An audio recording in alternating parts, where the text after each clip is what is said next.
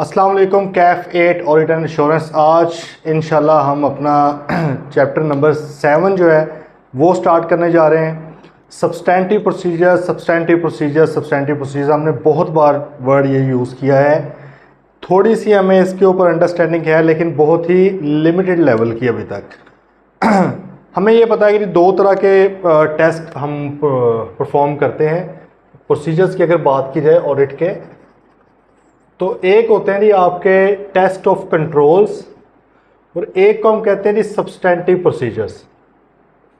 ऐसे ही है। ये थोड़ा रीकैप बड़ा ज़रूरी है चीज़ें आगे लेके जाने के लिए।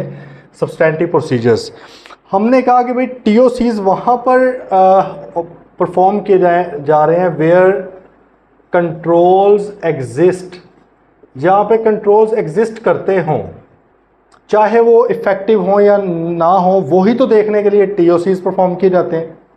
लेकिन टीओसीज परफॉर्म किए जा रहे होते हैं जहाँ पर कंट्रोल्स एग्जिस्ट करते हों। मतलब है कि हम सिस्टम बेस्ड ऑडिट जहाँ पे करना चाह रहे हैं, हमारी ख्वाहिश है कि यार सिस्टम बेस्ड ऑडिट हो जाए, वहाँ पर हम टीओसीज परफॉर्म करते हैं। अगर तो कंट्रोल्स तगड़े हुए, टेस्ट उसको किया गया, इफ़ेक्टिव नज़र आ गए, बहुत अच्छी बात है, हमें सब्सटेंटिव कम परफॉर्म करने पड़ेंगे। लेकिन अगर कंट्रोल्स हुए वीक तो फिर हमें सब्सटेंटिव ज़्यादा परफॉर्म करने पड़ेंगे। लेकिन अगर हमने चैप्टर 5-6 में यही पढ़ा डिटेल में, अगर कंट्रोल्स एग्जिस्ट ही ना करते हों या बिल्कुल ही फारिग हों हमारी अंडरस्टैंडिंग के मुताबिक, तो भाई फिर तो टीओसीज परफॉर्म करने के ऊपर भी वक्त क्यों ज़ाया करना है। टीओसीज आर नॉट मैंडेटरी नहीं है। लेकिन अगर आप रिलाई करना चाह रहे हैं, you are going towards a system based audit, then you must perform TOCs. जाहिर है एविडेंस तो होना चाहिए ना कि भाई क्यों सिस्टम के ऊपर रिलाई कर रहे हो, तो हमने टेस्ट किया है। दूसरी तरफ आ गई सब्सटेंटिव प्रोसीजर, हमें पता लग गया कि हम इस तरफ क्यों आते हैं। तो ये जो आपका ये ट्रांजैक्शन बेस्ड इसको अप्रोच बोला जाता है। क्या बोला जाता है? Transaction based approach. मतलब है कि हम सिस्टम के ऊपर रिलाई नहीं करते, हम इंडिविजुअल या ट्रांजैक्शंस या बैलेंसेस वगैरह उनके ऊपर वेरिफिकेशन करना चाह रहे होते हैं। इसके भाई दो मज़ीद तरीकाकार हैं। एक को हम बोलते हैं टेस्ट ऑफ डिटेल्स, ये हमें पता है टीओडीज, और एक को हम क्या बोलते हैं? Analytical procedures.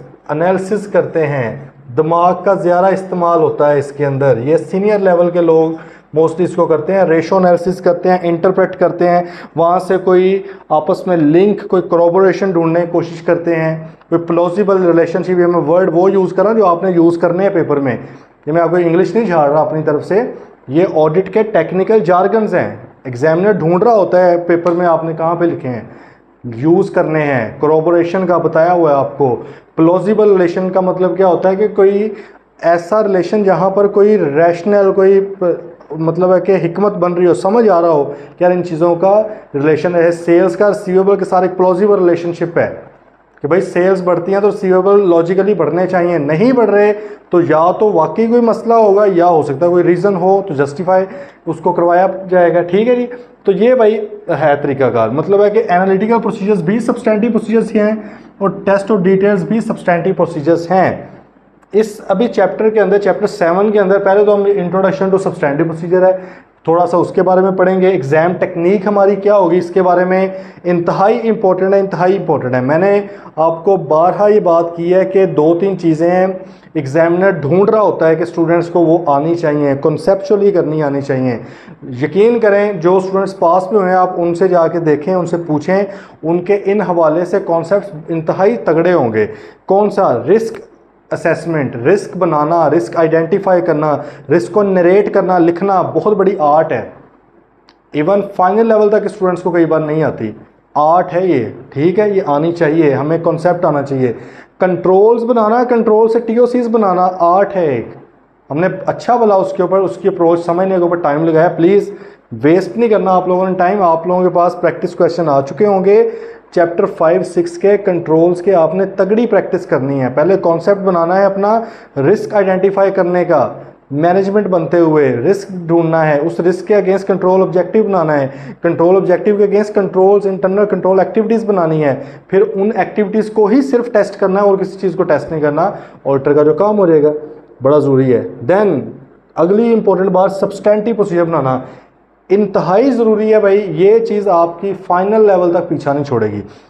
फाइनल में CFAP 6 ऑडिट को इज्जत जो वो चाहता है अगर आप वो देंगे तो ऑडिट आपको तंग नहीं करेगा, वरना लिटरली खुदा न खासा एक ऐसा नाग है ये कि लड़ जाए ना आप काउंटिंग भूल जाएंगे। अभी स्टूडेंट्स क्या कह रहे होते हैं R1 बड़ी मुश्किल है, कॉस्ट बड़ी मुश्किल है और पता नहीं क्या क्या। यकीन को ऑडिट है ना कोने में बैठा हंस रहा होता है कि इन वाले मेरा नहीं पता। ठीक है, वो खान साहब ने कहा था ना कि कहते पिछले जो हमारे अब क्या नाम ने सरबराह थे इदारे के, उन्होंने मुझे कहा था कि जेड़ा अगला आएगा तो तुम मैनू भूल जाएगा। तो ऑडिट भी भाई यही कहता है कि सर आप बाकी सब भूल जाओगे अगर मैं आपको लड़ गया। इस चीज़ से बचने के लिए ऑडिट आपकी तरले कर रहा है, मिन्नतें कर रहा है कि भाई कॉन्सेप्चुअली आप पढ़ के आएँ, चीज़ों को समझ के पढ़ें, रट्टा ना मारें। ठीक है, चीज़ों को कॉन्सेप्ट अपना बिल्ड करें, फिर प्रैक्टिस करें उसकी ज़्यादा से ज़्यादा आप। क्योंकि देखें चार्टर्ड अकाउंटेंट का असल काम ऑडिट है, असल काम कंप्लायंस को देखना है, स्टैंडर्ड्स को देखना है। अकाउंटिंग है, ये भी बहुत ज़ाहिर है इंपॉर्टेंट चीज़ है। चार्टर्ड अकाउंटेंट अकाउंटिंग हमें आनी चाहिए, लेकिन इसमें हमारी हेल्प कर देते हैं अकाउंटिंग सॉफ्टवेयर, बहुत ज़्यादा हेल्प कर देते हैं। ऑडिट है प्योर प्रोफेशनल जजमेंट, इसके अंदर भी ऑडिट सॉफ्टवेयर आते हैं, अभी पढ़ेंगे। आज के लेक्चर में भी बात होगी एम्बेडेड ऑडिट सॉफ्टवेयर्स की, बिल्कुल होते हैं, लेकिन जजमेंट बहुत ज़्यादा इन्वॉल्व है। जजमेंट कब आएगी, कॉन्सेप्ट तगड़े होंगे। तो भाई इसलिए ना CFAP 6 में भी इसको इसलिए 6ठे नंबर पे लास्ट पे रखा गया है, कैफ में भी 8वें नंबर पे रखा गया है। अब्बा जी हैं सब्जेक्ट्स के, इज़्ज़त दोगे तो ये आपको इज़्ज़त देगा, इंशाल्लाह पास करेगा इजीली। फाइनल में जाएंगे MSA 1 के अंदर फिर से ऑडिट वो घुसा देता है, कहता है नहीं इन्होंने नहीं छड़ना। स्पेशली ये सारा कुछ प्रोसीजर्स उधर भी आ रहे होते हैं, और यकीन करें जो लोग कॉन्सेप्चुअली नहीं पढ़ते उनका बड़ा मसला हो जाता है वहाँ पे। मैं तो इसलिए हर लेक्चर के अंदर ही मैं तो कहता हूँ ये बात, आप भी तंग आ गए होंगे सर क्या हर बार ये कह रहते हैं। मैं भाई इसलिए कहता हूँ कि मैं आपका ऑब्वियसली एक मेंटोर भी हूँ, वेल विशर भी हूँ, सीनियर भी हूँ। तो मैं चाहता हूँ कि यार मैं आपको किसी शॉर्टकट के पीछे ना लगाऊँ, आपको मैं एक चीज़ बावर करवा दूँ, क्योंकि हम आगे तक होके आ चुके हैं ना, आ क्या गए हैं, उधर से आगे निकल गए हैं, हमें पता है आगे क्या है। मैं ये अपने पर्सनल बेनिफिट के लिए कभी भी नहीं कहूँगा स्टूडेंट रट्टे मार मार के पास हो, चलो जी मेरा रिज़ल्ट सही है ठीक है। मैं कहूँगा मेरी तरफ से मुझे उसका कोई इशू नहीं है, रिज़ल्ट कैसा आ रहा है, कॉन्सेप्चुअली स्टूडेंट को चीज़ें लेकर चलनी चाहिए। अगर स्टूडेंट कॉन्सेप्चुअली पढ़ेगा तो 4 पेपर के साथ भी पास कर जाता है ऑडिट, अभी रिसेंटली हुआ है। ठीक है, मेरे स्टूडेंट ही थे पास, उन्होंने किया है फेल भी हुए हैं ऑब्वियसली। वो रीज़न यही होती है कि या तो कॉन्सेप्ट तगड़े हैं प्रैक्टिस नहीं की, या कॉन्सेप्ट वीक है प्रैक्टिस अन्य वहाँ करते गए हैं, तो भाई उसका कोई फ़ायदा नहीं है। दोनों चीज़ें लाजम मलजूम है। तो बात हो रही है सब्सटेंटिव प्रोसीजर की, इनकी भी जो टेक्निक है बनाने की ना ये बड़ी ज़रूरी है। एक तरीका करके सफ़े 8-10 मुख्तलिफ टीचर्स ने लिखे हुए हैं, पकड़ो बैठ के ऐसे ऐसे हिफ्स करते जाओ, थोड़ा सा रिक्वायरमेंट को घुमाना है।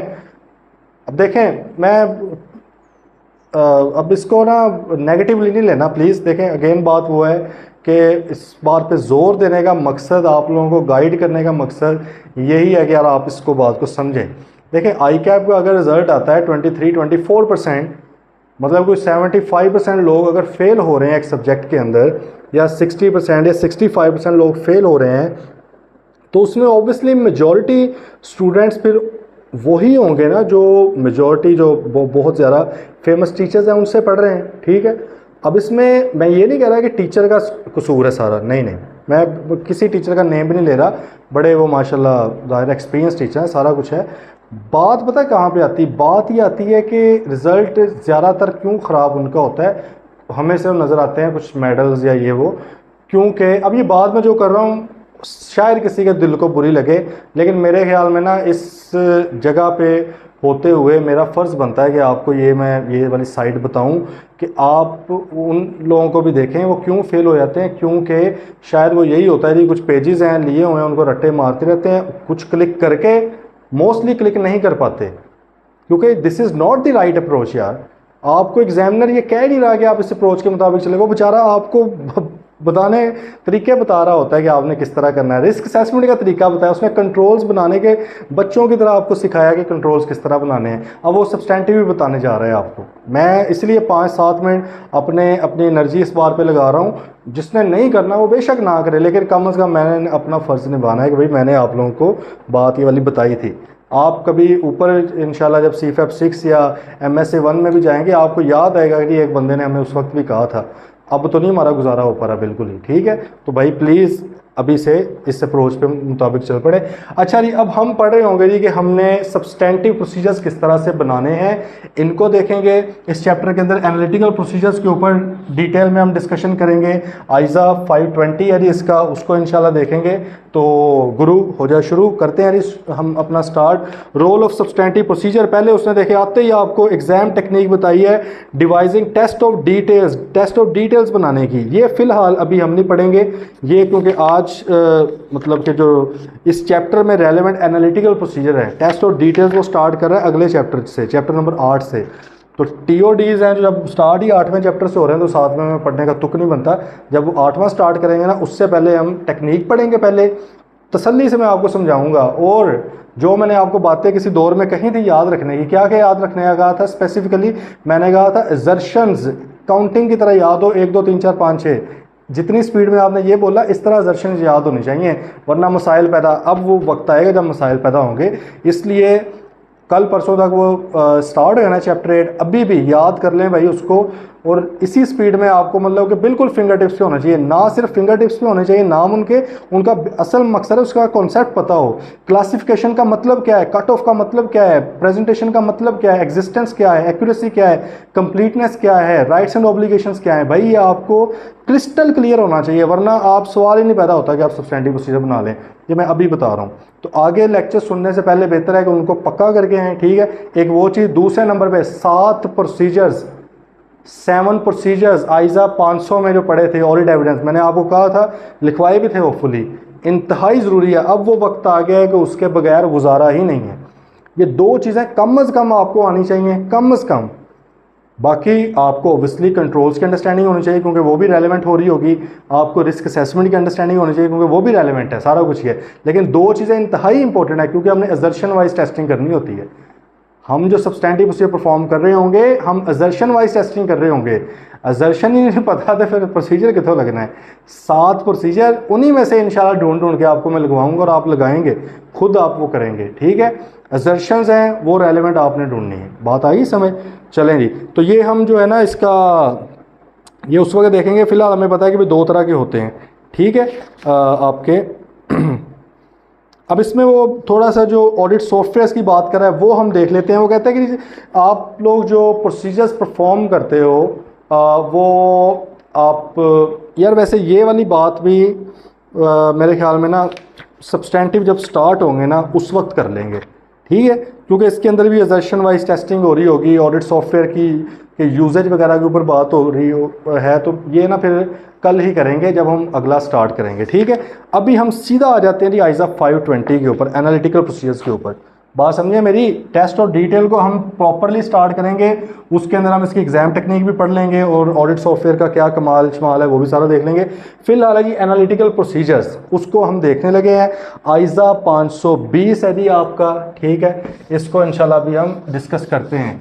अभी तक जो सुना है, किसी भी तरह का कोई भी क्वेश्चन है तो पूछ ले भाईजान। अब असल ऑडिट स्टार्ट हो गया, पहले वाला भी असल ही था, नकल नहीं था, लेकिन वो क्योंकि थी प्लानिंग हो रही थी, सही है। कंट्रोल्स वगैरह टेस्टिंग भी आमतौर पे प्लानिंग लेवल पे कर ली जाते हैं। कई फर्म्स जो हैं वो पैरेलल चला रही होती हैं, वो हालांकि उसकी तुक नहीं बनती कोई कि वो सब्सटेंटिव भी परफॉर्म कर रहे होते हैं, साथ साथ ऑथराइजेशन अप्रूवल वगैरह वो कंट्रोल्स भी टेस्ट कर रहे होते हैं। तो मकसद फोत हो गया ना कंट्रोल्स का। असल में मकसद क्या है कि भाई आपकी सब्सटेंटिव में हेल्प हो। लेकिन अगर सब्सटेंटिव आपने उतने ही परफॉर्म करने हैं जितने वैसे करने थे, तो भाई फिर फ़ायदा क्या TOCs करने का, ठीक है। लेकिन वो फर्म्स खैर चला रही होती हैं बस। तो हमें भी, जब हम भी आर्टिकल्स में थे ना, हमें भी बस इस तरह सार चला रही है कि मैं अपने एक बार मैनेजर से मैंने बात की, उस बार कैफ ज़ाहिर पास करे, मैंने कहा सर उधर तो हम पढ़ते हैं टेस्ट ऑफ कंट्रोल पहले होंगे, उसकी बेस पर डिसाइड किया जाएगा। वो कहते यार इतने इदा ही होता है।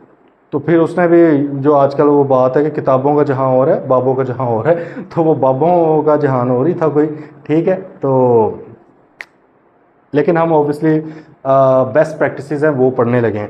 अच्छा जी, आइज़ा 520, आइज़ा 520 मतलब के एनालिटिकल प्रोसीजर्स, क्या नाम है जी? एनालिटिकल प्रोसीजर्स, तज्जियाती तरीकाकार है प्रोसीजर।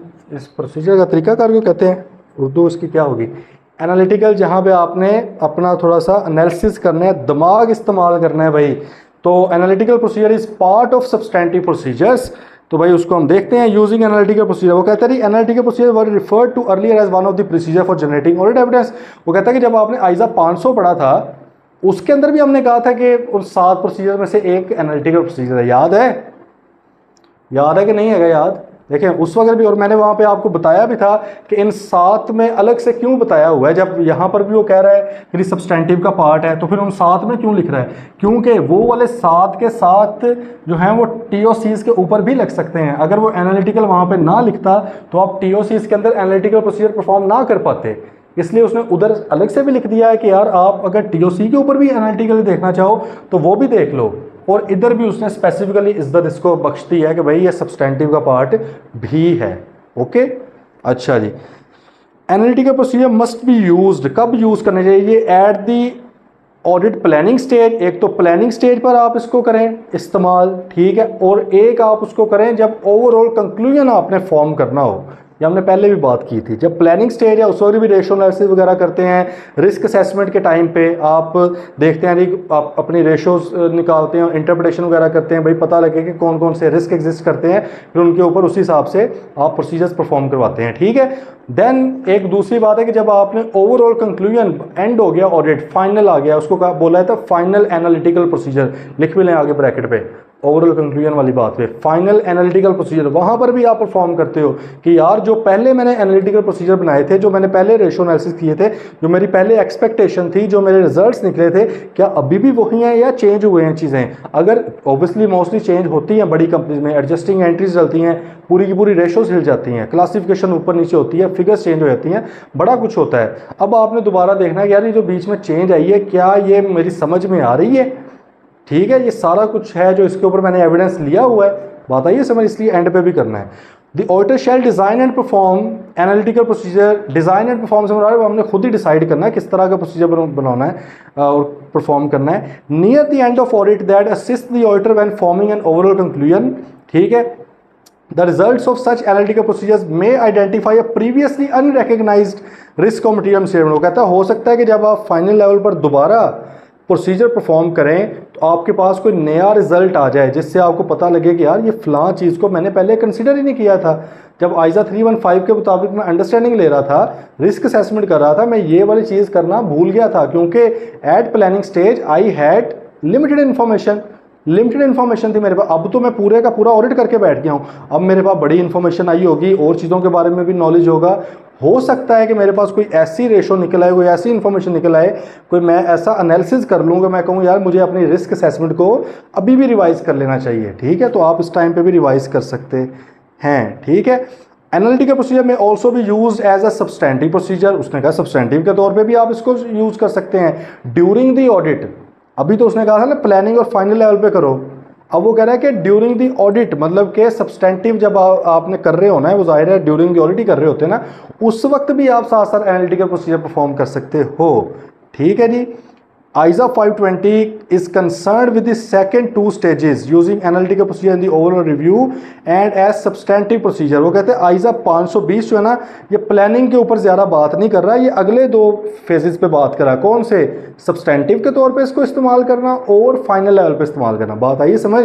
आइजा 315 जो था ना, उसके अंदर उसने हल्का सा हमें बता दिया था कि आपने यहाँ पर प्रीलिमिनरी जो एक्टिविटीज़ करनी है, जो रिस्क असेसमेंट करनी है, उसके अंदर एनालिटिकल प्रोसीजर को परफॉर्म करें। वो कहता है ये जो आइजा 520 है ना, ये प्लानिंग के ऊपर ज़्यादा फोकस नहीं कर रहा, ये मेनली कंसर्न किसके साथ है? एग्जीक्यूशन के साथ, सब्सटेंटिव के साथ साथ, मतलब बतौर सब्सटेंटिव परफॉर्म करना है एनालिटिकल को, और एंड पे फाइनल लेवल पे परफॉर्म करना। बात आ रही है भाई समझ, या नहीं आ रही? समझ आया नहीं चाहिए। अब आगे बात नेचर ऑफ एनालिटिकल प्रोसीजर। भाई क्या एनालिटिकल प्रोसीजर होती है? पहले तो ये डेफिनेशन कई बार पेपर में 2 नंबर की आती है, सस्ते से नंबर है, इसको ज़रा निशान वगैरह लगा लें। एनालिटिकल प्रोसीजर्स क्या है जी? As evaluations of financial information. Evaluate का मतलब पता है ना आपको? इवेल्युएट का मतलब क्या होता है? चीज़ को असेस करना, देखना इसके अंदर रिस्क वगैरह क्या है, ठीक है, ये चीज़ अकॉर्डिंग टू स्टैंडर्ड्स है या नहीं है, ठीक है, इसका कोई रिलेशन बन रहा है कि नहीं बन रहा है, इसको इवेल्युएशन कहते हैं। Evaluations of financial information through analysis of plausible relationship. ये तो मैं प्लॉजिबल बोल रहा था, इधर से बोल रहा था, मेरी अपनी कोई इंग्लिश नहीं है, ठीक है। Plausible relationships among both financial and non financial data. वो कहता है जी कि फाइनेंशियल और नॉन फाइनेंशियल डाटा के अंदर आपने प्लॉजिबल रिलेशनशिप ढूंढने की कोशिश करनी है, कोई लिंक बन रहा है उसको इवेल्युएट करना है आपने, ठीक है। Analytical procedures also encompass such investigation as is necessary of identified fluctuation और relationship that are inconsistent with other relevant information और that differ from expected values by a significant amount. देखें, ऑडिटर को लग रहा है कि जी लग नहीं रहा, बेसिकली ऑडिटर साहब ने क्या किया, अपनी रेशोज निकालनी है और रेशो के मुताबिक निकला है लेट से सेल्स बढ़ी है 15%। ऑडिटर ने सोचा यार पूरी इंडस्ट्री की, लेट से शुगर इंडस्ट्री, कोई शुगर कंपनी थी क्लाइंट, ऑडिटर ने कहा यार बाकी पूरी शुगर इंडस्ट्री की लेट से 5% सेल्स बढ़ी है, इसकी 15% कैसे बढ़ गई है?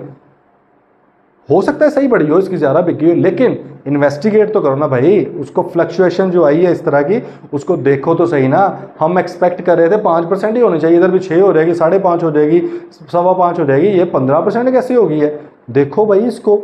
हमने कहा कि यार पिछले साल इनका नेट प्रॉफिट मार्जिन था 3% का मिसाल के तौर पे, इस बार इनका नेट प्रॉफिट मार्जिन हो गया है 1% का। यार इतना कम कैसे हो गया?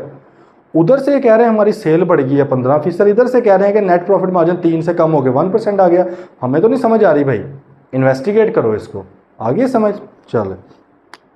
अब आगे यदि कंपैरिजंस हमने जो करने होते हैं, बेसिकली देखो ना, एनालिटिकल प्रोसीजर से मुराद क्या है कि आपने प्लॉजिबल कोई रैशनल रिलेशनशिप ढूंढने की कोशिश कर रहे होते हैं आप, ठीक है। तो भाई वो रिलेशनशिप आपने किस तरह से ढूंढना होता है, उसके क्या तरीके हैं, डिफरेंट तरह के हम कंपैरिजंस करते हैं। जैसे कि हमारे कंपैरिजंस हो सकते हैं जी विद प्रायर पीरियड, किसके साथ? विद प्रायर पीरियड, पिछले साल के साथ आपका मतलब हो सकता है। देन आपका एक्सपेक्टेड रिजल्ट्स के साथ हो सकता है, जो आपने एक्सपेक्ट किया होता है एक रिजल्ट उसके साथ हो सकता है, इसको भी कर लेते हैं। फिर आ सकता है इंडस्ट्री एवरेज के साथ, इंडस्ट्री जैसे अभी हमने एग्जांपल ली वो इंडस्ट्री एवरेज की एग्जांपल थी। और इसी तरह with comparable parts of same entity, उसी ऑर्गेनाइजेशन का कोई और पार्ट जो कंपेरेबल हो, अभी सारा डिस्कस करते हैं। वो कहता है भाई जो आपने ये रेशो एनालिसिस करने हैं, ये आमतौर पे किन किन चीज़ों को आप कंपेयर कर रहे हो, तो किसके साथ कंपेयर करके बताएं कि भाई ये फ्लक्चुएशन ज़्यादा है या कम है। तो स्टैंडर्ड आपको गाइड कर रहा है ISA 520 एनालिटिकल प्रोसीजर। वो कहता है कि भाई या तो प्रायर पीरियड के साथ कर लो, पिछले साल के अंदर रेशो क्या थी, जीपी रेशो क्या थी, एनपी रेशो क्या थी, करंट रेशो क्या थी, इंटरेस्ट कवरेज रेशो क्या थी, डेट इक्विटी रेशो क्या थी, इस बार के साथ कंपेयर करो, समझ आएगी चीज़ें बुरी हुई हैं या बेहतर हुई हैं, ठीक है, प्रायर पीरियड के साथ। अच्छा, इसको आम तौर पे बोला जाता है हॉरिजॉन्टल, ये लिख लें, हॉरिजॉन्टल एनालिसिस। फाइनेंशियल स्टेटमेंट देखी है ना, असल में बनाई भी होंगी ना, कंपैरेटिव लिखते हैं। फॉर एग्जांपल ये 2023 है, ये 2022 लिखना पड़ता है लाजमी, IAS 1 की रिक्वायरमेंट है, मेरे ख्याल में आप लोगों को पता होगा। Comparative are part of the financial statement, अगर कंपैरेटिव एग्जिस्ट करते हैं, अगर तो साल ही पहला फिर तो नहीं आएगा। अब जो भी आपने यहाँ पे लिखना है भाई, सब का आपने 2023 का तो लिखना ही लिखना है, 22 का भी लिखना है। तो इसका मतलब है कि वी हैव दैट डाटा, तो हम प्रायर पीरियड के साथ भी कर सकते हैं, ठीक है, हॉरिजॉन्टल इसको कहा जाता है। अच्छा ये एक और आप कंपैरिजन कर लें, इधर लिख लें, इन्होंने नहीं मेंशन किया हुआ, ये मैं ब्लैक में इसलिए लिख देता हूँ। उसको कहते हैं वर्टिकल एनालिसिस। क्या है? वर्टिकल एनालिसिस, ये भी लिख लें, ये भी हो सकते हैं। वर्टिकल एनालिसिस क्या है? ये भाई देखो, फॉर एग्जांपल आप कह लेंगे ये सेल्स है, ये कॉस्ट ऑफ सेल है, ये आपका आ गया जीपी, ये आपके लेट से इधर एडमिन एक्सपेंसेस आ गए, ये आपके आ गए सेलिंग एक्सपेंसेस, ये आपका आ गया जी ऑपरेटिंग प्रॉफिट मिसाल के तौर पे, फिर आपका इंटरेस्ट या फाइनेंशियल चार्जेस आ गए, ठीक है, फिर आपका आ गया प्रॉफिट बिफोर टैक्स आ गया, फिर आपका टैक्स आ गया, उसके बाद आपका प्रॉफिट आफ्टर टैक्स आ गया। सही है, इसी तरह ही है। अब आप वर्टिकल एनालिसिस भी कर सकते हो। वर्टिकल क्या है भाई? GP over sales, GP margin इसको बोला जाता है।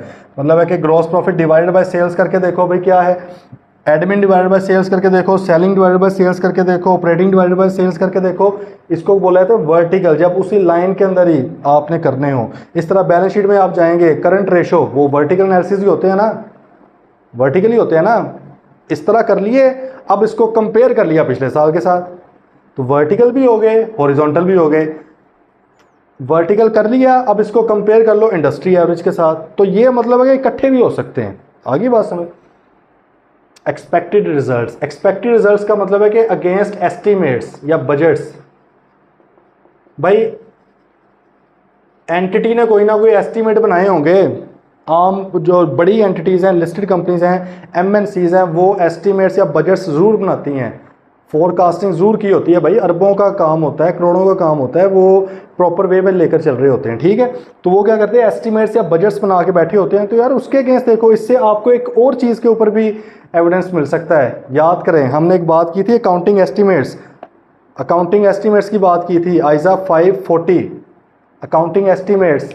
भाई आइजा 540 जो है अकाउंटिंग एस्टिमेट का स्टैंडर्ड, वो ये कहता है कि आपने सर लाजमी देखना है, लाजमी देखना है कि एस्टिमेट्स कैसे हैं इनके। तो कितना बेस्ट तरीका है हमारे पास analytical procedure, analytical procedure perform करो, देखो कि भाई असल क्या है, एक्सपेक्टेड क्या है, उसके साथ कंपेयर करो कितना करीब करीब पहुंच रहे हैं। पता लगेगा कि प्रोविजन फॉर डाउटफुल डेट इन्होंने लेट से 15% रखी हुई थी, जब असल में निकली है तो वो निकली है 8%। आपने कंपेयर, आपने कहा तकरीबन डबल तुमने रख दी थी। तो इसका मतलब कि आपके estimates are not reasonable, are not reliable. हमने इसको देखना होता है, ठीक है। बात कोई कर रहे हैं फॉलो या नहीं, कर लेनी चाहिए। तो भाई एक्सपेक्टेड रिजल्ट्स के साथ देखा जा सकता है। देन आपका क्या है, इंडस्ट्री एवरेज। इंडस्ट्री एवरेज के साथ देखा जा सकता है कि इंडस्ट्री में आमतौर पे क्या चल रहा है। आपको पता है ना कि इंडस्ट्री से मुराद क्या होता है कि same kind of companies. For example textile की कंपनी है तो पाकिस्तान की तमाम टेक्सटाइल की कंपनीज मिलकर टेक्सटाइल इंडस्ट्री कहलाती हैं। सीमेंट की कंपनीज हैं, अलग अलग को कंपनी बोलेंगे, सबको इकट्ठा बोल दिया जाए तो सीमेंट इंडस्ट्री बोलेंगे। बहुत ही बचपन की बातें हैं वैसे ये, है ना। तो भाई आप इंडस्ट्री एवरेज के साथ भी, क्योंकि देखें ना आम तौर पे जो सबके साथ हो रहा है वही आपके साथ होना चाहिए ना, आपके अनोखे थोड़े ही। मतलब है कि सबका लेट से जीपी रेशो आ रही है 18%, आपकी आ रही है 5%। भाई आप कहाँ से आ गए हो। इसकी मैं आपको एक रियल लाइफ एग्जांपल देता हूँ। हम लोग गए, शायद मैंने पहले भी एग्जांपल दी थी किसी क्लास में। लेट से हम लोग गए जी एक फर्म का QCR करने। मैं जब QCR डिपार्टमेंट में था ICAP में, तो वहाँ पे शुगर इंडस्ट्री थी। तो अब उस वक्त ना ये बात है 2020-21 का, उसका कोई ऑडिट था। तो आपको पता है कि उस वक्त शुगर क्राइसिस आया था बड़ा बुरा, और ये शुगर वालों ने सही अय्याशी की थी, इन्होंने कमाया था सही वाला, ठीक है। रेट बहुत ज़्यादा बढ़ गए थे। अब भाई वो इंडस्ट्री एवरेज ज़ाहिर है बेहतर है, हर कंपनी के सेल्स आसमानों को छू रही हैं, प्रॉफिट ही प्रॉफिट है। हम एक ऑडिट करने चले गए, QCR करने चले गए, तो वो भाईजान ने जो ऑडिट किया हुआ था उसके अंदर कंपनी लॉस में जा रही है, हालांकि पिछले सालों में प्रॉफिट में थी और बेड़ा गर्क सा हुआ पड़ा है। हमने वहाँ पर फ़ौरन ही प्लॉजिबल रिलेशनशिप बनाया विद इंडस्ट्री एवरेज। हमने उसे कहा कि सर ये तो अक्ल ही नहीं मान रही, बाकी तो छोड़ें, प्रीमा फेशी अपेरेंटली मुझे नज़र आ रहा है कि ये गलत है, ये नहीं हो सकता, इसके अंदर ज़रूर कोई ना कोई झोल है, कोई ना कोई मसला है, कोई ना कोई चीज़ आपने जो है मिस कर दी है, ठीक है, जानबूझ के या अनइंटेंशनली, न जाने में। क्योंकि भाई इंडस्ट्री तो बहुत ज़्यादा ऊपर जा रही है, और ये कंपनी पिछले सालों में तो अच्छी भली थी, इस साल ये कैसे इसकी सेल्स और ये वो कम हो गया। जब सब कमा रहे हैं तो ये सोया हुआ है, ये भी कमा ही रहा होगा, ठीक है। और बाद में पता लगा कि वाकई उनकी सेल्स अंडरस्टेटेड थी, वो साबित हो गया। और वो फिर वो फर्म का भी बड़ा बुरा ही बेचारी क्या है, उन्होंने जब जाहिर है सही ऑडिट ही नहीं किया, ठीक है। तो भाई इंडस्ट्री एवरेज के साथ फिर आगे comparable parts of the same entity, उसी एंटिटी के सेम दूसरे पार्ट्स के साथ, मिसाल के तौर पे लाहौर ब्रांच को कराची ब्रांच के साथ कंपेयर करके देख लें अगर उनकी ब्रांचेज हैं। सुजुकी अगर बात की जाए तो उनकी गाड़ी कल्टस है, कल्टस को आप स्विफ्ट के साथ कंपेयर करके देखें, उसमें किस तरह का रुझान पाया जा रहा है, या आमतौर पर ना तकरीबन सेम लेवल की चीज़ के साथ किया जा रहा है। कल्टस को वैगनर वगैरह के साथ करके देख लें, ऑल्टो के साथ करके देख लें, ठीक है। तो मतलब है कि आप इस तरह भी कंपेयर कर सकते हो कि यार अगर कंपनी के ऊपर बुरा वक्त आया तो पूरे हर जगह पे बुरा होना चाहिए ना। ये तो नहीं कि उधर एडमिन एक्सपेंसेस इतने ज़्यादा हैं, इधर के कम हैं, तो ये क्या सीन है भाई। दोनों जगह पे तकरीबन एक जैसे होने चाहिए, तकरीबन ऊपर नीचे थोड़ा बहुत, ठीक है। मतलब है कि फ्लक्चुएशन देखो आ सकती है, हम ये नहीं कह रहे कि 100% मैच करे, लेकिन जो फ्लक्चुएशन आए वो एक्सेप्टेबल हो, थोड़ी सी वो समझ में आने वाली हो, प्लॉजिबल रिलेशन बन रहा हो चीज़ों का। ये ना हो कि एक जगह पे वो 50% बढ़ गई है, दूसरी जगह पे आपके 2%, 3% बढ़ी है, तो ये तुक नहीं बनती ना, ये कोई मंतक नहीं बनती इस चीज़ की, लॉजिक नहीं। जिस चीज़ का लॉजिक ना बन रहा हो वो आप उसको किस तरह जस्टिफाई कर सकते हैं, ठीक है।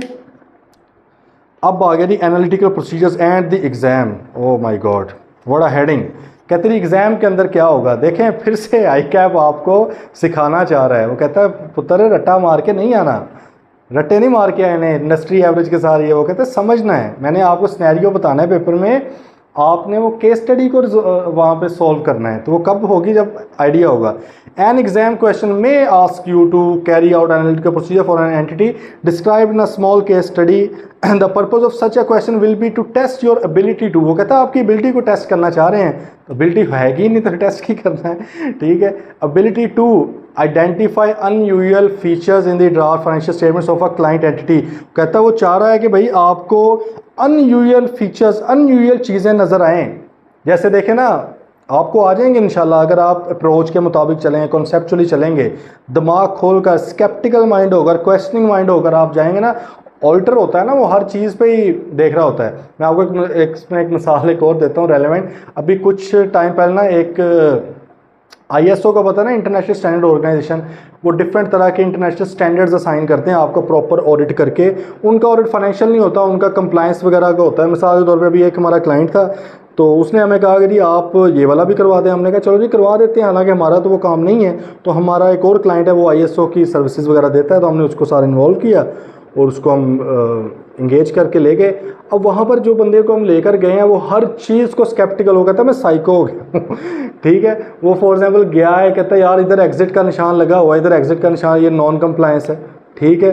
फिर वो कह रहा है कि यार ये जो एग्जॉस्ट है इसका ये इस साइड पे नहीं इस साइड पे होना चाहिए, नॉन कंप्लायंस है। उस बंदे ने बैठे बैठे NC वो इसको कहते हैं नॉन कंप्लायंस, ठीक है। उसने बैठे बैठे वहाँ पर कोई 8-10 ऐसे चलते चलते दिखा दी। सिक्योरिटी गार्ड है, उसकी शर्ट बाहर दिखा था, नॉन कंप्लायंस है। मतलब जो भी उनके रेलेवेंट स्टैंडर्ड है उसके मुताबिक। तो स्केप्टिकल बंदा तो इस तरह का होता है। फाइनेंशियल स्टेटमेंट्स भाई बोलनी चाहिए आपके साथ, अभी नहीं बोलेंगी, वक्त के साथ साथ बोलेंगी, ठीक है। हमारे साथ अल्हम्दुलिल्लाह बोलने लग गई हैं। जब थोड़ा और सीनियर हो जाएंगे तो शायद चीखने लग जाएं कि हम खुद उनको बंद करेंगे, यार चुप करो। तो financial statements should speak to an auditor, to an accountant.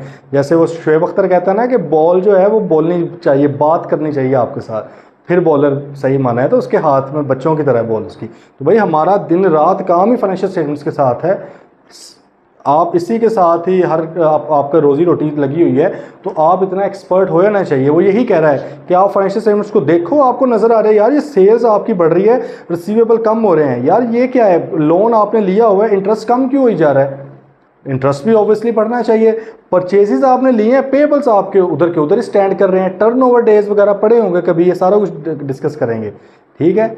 तो वो कहता है इस तरह अनयूजुअल फीचर को ढूंढें। Then suggest what might be done to investigate the unusual figure more closely. फिर वो चाहता है कि आप ये सजेस्ट भी करें कि हमें क्या करना चाहिए जिससे हम इन्वेस्टिगेट कर लें। फिर वो कहता है to provide possible explanation for the unusual figure. फिर वो ये भी चाहता है कि यार आप एक्सप्लेन भी करें कि हो सकता है कि इस वजह से हो सकता है कि सेल्स इस वजह से इतनी ज़्यादा बढ़ गई है कि कोई बड़ा कॉन्ट्रैक्ट आ गया इस बार जिसने कैश पे हमें पे कर दिया है, इस वजह से रिसीवेबल नहीं इंक्रीज हुए। बात आ रही है समझ।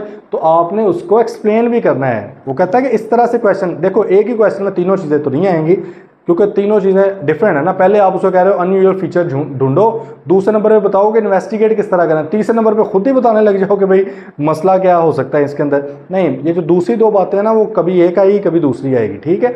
लेकिन कहने का पर्पज़ ये है कि आपको कोर अंडरस्टैंडिंग, डिटेल्ड अंडरस्टैंडिंग होनी चाहिए फाइनेंशियल स्टेटमेंट्स की, रेशोज़ को पढ़ना, उनको अंडरस्टैंड करना, उनको इंटरप्रेट करना, ठीक है, ताकि आप उसमें से कोई ना कोई चीज़ निकाल सके बाहर। अच्छा, अब उसने कहा एग्जांपल्स में कहता मैं आपको बताने लगा हूँ अनयूजुअल। जैसे उसने बताया कि जी a substantial increase in sale revenue but a substantial decrease in cost of sale है कि सेल्स बढ़ रही है तो उसकी कॉस्ट भी तो बढ़नी चाहिए ना। वो कहता है वो डिक्रीज हुई जा रही है, सेल बढ़ी जा रही है कि ये भाईजान सेल्स बढ़ रही है, सेलिंग एक्सपेंसेस कम हो रहे हैं या सेलिंग एक्सपेंसेस स्टैटिक हैं, रुके हुए हैं तकरीबन उधर ही, ये क्या चीज़ है। सेलिंग एक्सपेंसेस इंक्रीज हो गए हैं बहुत ज़्यादा, सेल्स इंक्रीज नहीं हुई, ये क्या चीज़ है। बात समझ रहे हैं। Significant change in the gross profit margin, GP margin change हो गया है। देखो जीपी मार्जिन चेंज हो रहा है ना, इसका मतलब पिछले साल लेट से जीपी मार्जिन था 15%, इस बार हो गया 20%। तो मसला फिर क्या है, देखो इंक्रीज नहीं होना चाहिए था इसको, या तो जीपी मार्जिन का मतलब क्या है, ये वाली फिगर, इसकी परसेंटेज नहीं हो सकती इंक्रीज, ठीक है, मतलब बहुत ही कम होगी ना, क्योंकि इसका मतलब ये है कि या तो सिर्फ ये इंक्रीज़ हुई है या सिर्फ ये इंक्रीज़ हुई है या इन दोनों में से सिर्फ एक चीज़ डिक्रीज़ हुई है। हालांकि ये दोनों चीज़ें साथ साथ हैं, ये तो हाथों में हाथ दो, सेल्स का साथ दो, ठीक है। तो भाई अगर सेल्स इंक्रीज़ हो रही है, कॉस्ट ऑफ सेल भी तो उसी रेशो से इंक्रीज़ हुई होगी ना, तो जीपी मार्जिन तो उधर ही रुकना चाहिए, तकरीबन वही होना चाहिए 1.12%। वही पॉइंट्स में कह रहा हूँ, इतना तो फ़र्क समझ आता है। अगर 5% जीपी मार्जिन बढ़ गया है, इसका मतलब या तो सेल्स ज़्यादा लिखी हुई है या आपने कॉस्ट ऑफ सेल्स कम लिखी हुई है, ऐसे ही है ना प्लॉजिबल रिलेशनशिप बनाना। फिर वो कहता है significant change in selling and distribution expenditure, ये भी बात हो गई है। एडमिन एक्सपेंसिस में चेंज कोई इतनी आ गई है। Significant change in interest cost और इन्वेस्टमेंट इनकम, इसमें कोई चेंज आ गई है बहुत ज़्यादा। Significant change in net profit margin वगैरह, तो ये मतलब है कि ये रीजंस हो सकती हैं कि कोई ना कोई मसला है, अनयूजुअल है ये, ठीक है। एग्जाम्पल्स देखें, वो कहता है here are just a few more of the ratios that an auditor might use, other common ratios are set out at the end of this section. End पे उसने कुछ रेशियोज बताई भी हों। कहता है कुछ और देख लो, जैसे पे रोल कॉस्ट सैलरीज है, कहता है ratios can be used to assess whether the total recorded amount for payroll cost appears to be reasonable। कहता है कि आप रेशो एनालिसिस करके ये भी देख सकते हो कि भाई क्या आपकी जो पेरोल कॉस्ट है वो रीज़नेबल है या नहीं है। अच्छा, इसमें जो लिखा हुआ है ना, इसकी बजाय मैं आपको वो करके दिखाता हूँ जो हम लोग प्रैक्टिकली अभी भी करते हैं, अपने आर्टिकल्स में भी करते थे। एनालिटिकल का हमारा मकसद क्या है? रिलेशनशिप, अनयूजुअल रिलेशनशिप ढूंढना। कोई अनयूजुअल रिलेशनशिप तो नहीं है। मिसाल के तौर पर पेरोल की अगर बात की जाए ना, तो इसमें सब्सटेंटिव में टेस्ट ऑफ डिटेल्स में जाने की बजाय हम पहले क्या कर रहे होते हैं, आम तौर पे एनालिटिकल प्रोसीजर परफॉर्म करके यहाँ से एक एविडेंस या सेटिस्फेक्शन गैदर करने की कोशिश कर रहे होते हैं। Evidence obviously sufficient and appropriate होना चाहिए, वो जजमेंट है हमारी कि कितना हमारे लिए सफिशिएंट अप्रोप्रिएट है, डॉक्यूमेंट भी होना चाहिए वो चीज़। लेकिन अब हम देखते हैं, फॉर एग्जांपल पे रोल की अगर बात की जाए तो इसको ना हम लोग अपने टाइम पे कहते थे सैलरी ग्लोबल, ये हम नाम देते थे। आप इसको सैलरी एनालिटिकल प्रोसीजर्स भी दे दें, मतलब कि जो भी नाम देना है वो मर्जी है आपकी, ठीक है। ये ज़रा गौर से समझना, आपको ना बड़ा लॉजिक समझ आएगा कि किस तरह होता है। इसमें कोई पेट स्टैंडर्ड्स नहीं है कि आपने यही हरकत करनी है, यही काम करना है। भाई आपकी प्रोफेशनल जजमेंट है, आपके पास कोई और तरीका है, आप उससे कर लें। You only need to obtain sufficient appropriate evidence by whatever means you are using. आप कुछ और करके कर लें यार, अगर आप उससे सेटिस्फाइड हैं तो ठीक है। कुछ चीज़ें हैं जो स्टैंडर्ड ने बताई हैं, जैसे आइज़ा 501 के अंदर वो कहता है इन्वेंट्री काउंट करना लाजमी है, उसने लाजमी कहा हुआ है। आइज़ा 505 के अंदर एक्सटर्नल कंफर्मेशन वो कहता है लाजमी है बैंक्स वगैरह के लिए, ठीक है, वो उसकी हद तक ठीक है। अदर देन दैट भैया आप अपने हिसाब से प्रोसीजर परफॉर्म करें, आज़ादी है आपको, लेकिन रैशनल हो, उसके पीछे कोई लॉजिक बन रहा हो।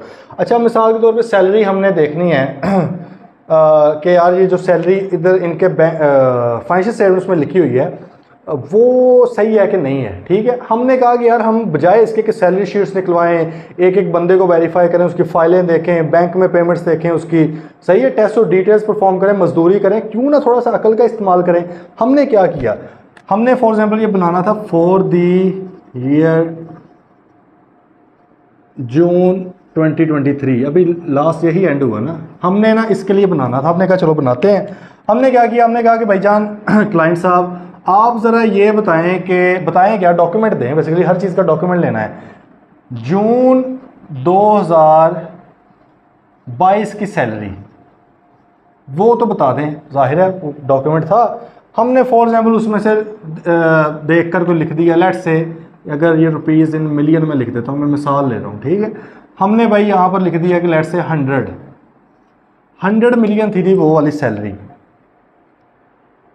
अब ज़रा आप बताएं, अगर कोई चेंज ना आई हो, किसी भी तरह की कोई चेंज ना आई हो, तो ये एक महीने की सैलरी थी, एक मंथ की सैलरी थी ये। अगर किसी तरह की कोई चेंज ना आई हो, लेट्स अज्यूम, तो भाई अगले साल में अगर मैं इसको सिर्फ 12 के साथ मल्टीप्लाई कर दूं, किसके साथ मल्टीप्लाई कर दूं, 12 के साथ, तो यही वाली सैलरी फिर होनी चाहिए ना अगले पूरे साल की टोटल। वो बात कर रहे हो, फॉलो है नहीं, ये बड़े गौर से समझना है।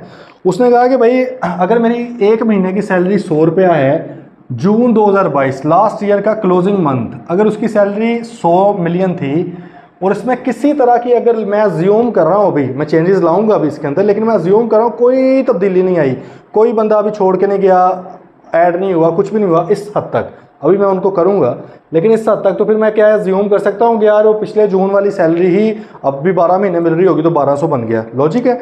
अच्छा अब आगे मैंने क्या किया, मैंने ऐड किए न्यू जॉइनर्स, जिन जिन लोगों ने इस साल में ज्वाइन किया है, ठीक है।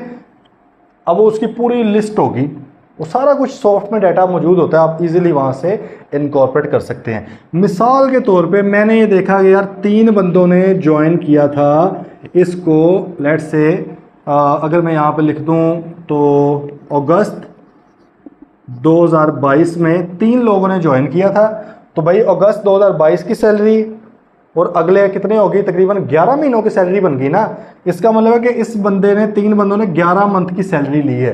मैं एग्जांपल ले रहा हूँ कि सबकी सैलरी लेट से थी 20,000 रुपये पर मंथ, मैं मिसाल ले रहा हूँ, बात समझ रहे हैं ना। अब मैं ये क्या कर रहा हूँ कि 3 बंदों ने अगस्त में न्यू ज्वाइन किया जो इसमें नहीं थे, ये बाद में आए हैं, 11 महीने इनकी सैलरी इसमें ऐड होगी क्योंकि 11 महीने हमारे पास रहे हैं। 20,000 रुपया भाईजान एक बंदे की क्या है, सैलरी है।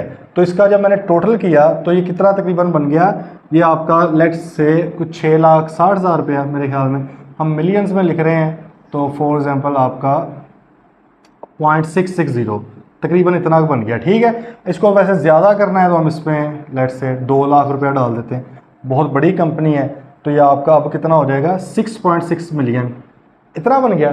बात आ रही है समझ। अच्छा अब फिर मैंने लिख दिया यारी कि अच्छा नवंबर के अंदर भी मुझे ज्वाइन किया है, नवंबर 2022 के अंदर लेट्स से 5 लोगों ने, ठीक है। अब उन्होंने कितना अर्सा काम किया, नवंबर को डालो तो कितने 8 माह हो गए, ठीक है। मैं अज्यूम कर रहा हूँ कि जी उनकी सैलरी तकरीबन है, आप समझ लें कोई 10 लाख रुपया एक बंदे की, अज्यूम कर रहा हूँ, ठीक है।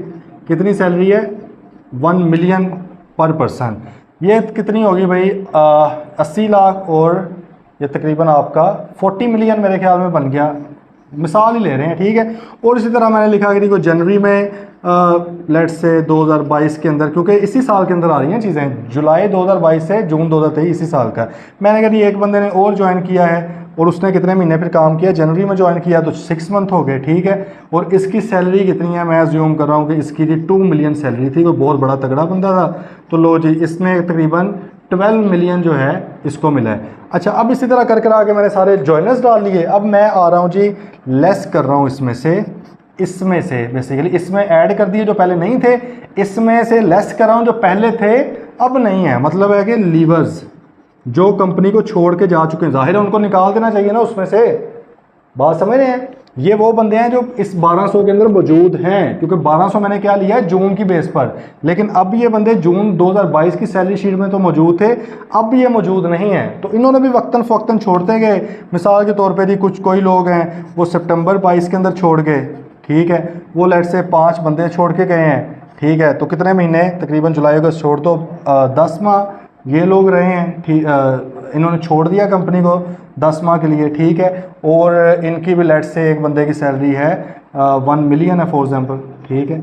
तो ये तकरीबन जो है 10 मिलियन और 50 मिलियन भाई यहाँ से बचत होगी, मुझे नेगेटिव लिखते हैं। और इस तरह कर आगे मैंने सारे लीवर्स लिख लिए, बात समझ रहे हैं। अब मैंने यहाँ पे टोटल किया कि यार इन सब के फ़र्क के बाद क्या बनता है मेरे पास, तो मैं इस बार पे पहुँचा कि यार ये 1200 है, ये 1252 हो गए, 58 हो गए, फिर लेस कर दिया तो तकरीबन 1208.6 मिलियन सैलरी अभी तक बननी चाहिए। फिर मैंने इसके अंदर ऐड किए थी बोनसेस। भाई बोनस कितने की दिए गए, ज़ाहिर है पूरा साल गुजरा, कोई ना कोई तो बोनस है। लेट से पता लगा कि फॉर एग्जांपल जो है इसको पूरा ही कर देते हैं यार, तकरीबन 91.4 के बोनस दिए गए हैं। मैंने कहा ये होगा 1300, ठीक है। अच्छा फिर इसके अलावा आपके इंक्रीमेंट्स भी लग सकते हैं, इंक्रीमेंट्स वगैरह हैं वो लेट से 50 के लगे हैं, ठीक है, सैलरियाँ बढ़ी हैं 1350 हो गए। अब देखें ये जो वैल्यू है ना 1350 की, ये है जी मेरी एक्सपेक्टेड वैल्यू जो मैंने निकाली है। मुझे लगता है कि यार मैंने हर चीज़ को कंसिडर कर लिया है, मैंने पिछले जून की सैलरी को 12 से मल्टीप्लाई किया, ये ज्यूम करते हुए कोई और चेंजेस नहीं आई। फिर जो चेंजेस आई हैं मैंने वो भी इनकॉर्पोरेट कर दी हैं। जो नए बंदे ऐड हुए हैं उनकी सैलरियाँ ऐड कर दी हैं, जो पुराने बंदे छोड़ के गए हैं उनकी सैलरियाँ निकाल दी हुई हैं। तो और बोनस वगैरह इंक्रीमेंट डाल डूल के मेरे मुताबिक 1350 मिलियन सैलरीज के अंदर आना चाहिए। बात समझ रहे हैं आप मेरी? ठीक है, इतना आना चाहिए। अब मैंने लिखा थी कि सैलरी एज पर बुक्स के अंदर भाई कितनी सैलरी लिखी हुई है। मिसाल के तौर पे बुक्स के अंदर सैलरी लिखी हुई है 1300, लेट से फर्क कितने का आ गया 50 का। मैं अब देखूंगा जी 50 डिवाइडेड बाय 1300 ये कितना बनता है, कितना बनता होगा भाई, ये कितना बनना चाहिए। मेरे पास कैलकुलेटर नहीं है फिलहाल। लेट से ये 5 और यार मेरे को 4% शायद बन रहा होगा ये। ठीक है, लेट्स से कि जितना भी बन रहा है, अभी मेरे इस तरह नहीं हो रहा, तो भाई ये जितना भी बन रहा है अगर मैं कहूँ, अब मेरी एक अपनी एक्सपेक्टेशन है, जाहिर है फ़र्क तो आना ही था। आप ये कभी भी पूरा नहीं पहुंच सकते क्योंकि अभी भी कुछ छोटी मोटी सी चीज़ें होंगी, कुछ अलाउंसेज हो गए जो ऐड करना भूल गए हैं या जो ऐड कर ली हैं वो बनते नहीं थे। ठीक है, छोटी मोटी चीज़ें होंगी, ऑब्वियसली ज़रूर होंगी। एनालिटिकल के अंदर इतना का मार्जिन आपने ज़रूर रखना है कि there may be some fluctuations inherent है इसके अंदर, क्योंकि 100% चीज़ें नहीं देखी जा रही, आप एक रेशो निकाल रहे हो। अच्छा, अब अगर तो भाई वो परसेंटेज बहुत ही कम है, आपकी एक्सपेक्टेड परसेंटेज थी, आपने अपनी ऑब्वियसली रिस्क असेसमेंट की हुई थी और आपने उसमें कहा था यार अगर 5% तक फ़र्क आया ना तो मैं समझूंगा इमटेरियल है, मुझे मज़ीद एफर्ट करने की ज़रूरत नहीं है। मेरे हिसाब से भाई सैलरी वाला जो अकाउंट है वो सफिशेंटली अप्रोप्रिएटली मुझे इसके ऊपर एविडेंस मिल गया है कि there is no material observation, material misstatement in salary account. बात आ गई समझ? लेकिन अगर यही इस तरह होता कि भाई आपने 1350 निकाले हैं, क्लाइंट साहब ने यहाँ पर लेट से लिखे हुए हैं कि 1100, ओए होए आपने कहना था भाई 250 का फ़र्क, 250 डिवाइड बाय कितना था 1100, मतलब जो उसका ओरिजिनल है, आप क्योंकि ओरिजिनल के सारे कंपेयर करेंगे ना, आपने वो किया तो आपने कहा यार ये तो कोई 23-4% बन रहा है तकरीबन। ठीक है, तकरीबन इतना। आपने कहा यार मेरा तो टॉलरेबल जो रेट था वो तो मैं 5% तक तो टॉलरेट कर सकता हूँ, ये तो अन्यवा है। आप इन्वेस्टिगेशन करेंगे, आप मज़ीद उसके अंदर जाएंगे, पूछेंगे कि भाईजान इतना फ़र्क क्यों है, एक एक चीज़ को सब्सटेंटिव को टेस्ट और डिटेल आप परफॉर्म करने पड़ेंगे। भाई आइए समझ गा लिया नहीं? देखें, अगर ये निकल आया, ये वेरीफाई हो जाती चीज़, करीब करीब होती है आपकी एक्सपेक्टेशन के, तो आपका कितना काम बच जाना था यार, वरना ये 1300 मिलियन आप कहाँ वेरीफाई करते फिरते, बहुत ज़्यादा एफर्ट लगनी थी। हर महीने की सैलरियाँ उठाते, सैंपल उठाते, देखते। ठीक है भाई, सिंपल सा एनालिटिकल प्रोसीजर ने आपकी मजदूरी को कम कर दिया है। इसलिए कहते हैं कि ये जो काम है सीनियर लेवल के लोग करते हैं, लेकिन ये काम को इजी बड़ा कर देता है, लेकिन अगर ये गलत हो जाए तो फिर ऑब्वियसली ख़राब भी कर सकता है चीज़ों को। तो आगे समझ चलें, ये कुछ पढ़ लीजिएगा इसको, रेशोज़ वगैरह। अब इनको बाकी फिर कल पढ़ेंगे, ये रेशोज़ भी पढ़ेंगे और सब्सटेंटिव में आपने किस तरह से यूज़ करना है उसको भी देखेंगे। मेरे ख्याल में थोड़ा आइडिया हो गया होगा इसका। ठीक है, पिछला पार्ट जैसे मैं आपको बता चुका हूँ, ये लर्निंग ऑब्जेक्टिव 1 जो है ये हम अगले चैप्टर के साथ पढ़ेंगे, क्योंकि ज़ाहिर है सब्सटेंटिव टेस्ट और डिटेल्स के साथ ये रिलेट कर रहा है, तो टेस्ट और डिटेल्स जब स्टार्ट करेंगे उस वक्त पढ़ना ज़्यादा बेहतर है। ठीक है जी, किसी भी तरह का कोई भी क्वेश्चन हो तो प्लीज़ आपने पूछ लेना है। ठीक है, फिर कल मिलते हैं इंशाल्लाह। टिल देन टेक केयर, अल्लाह हाफिज़।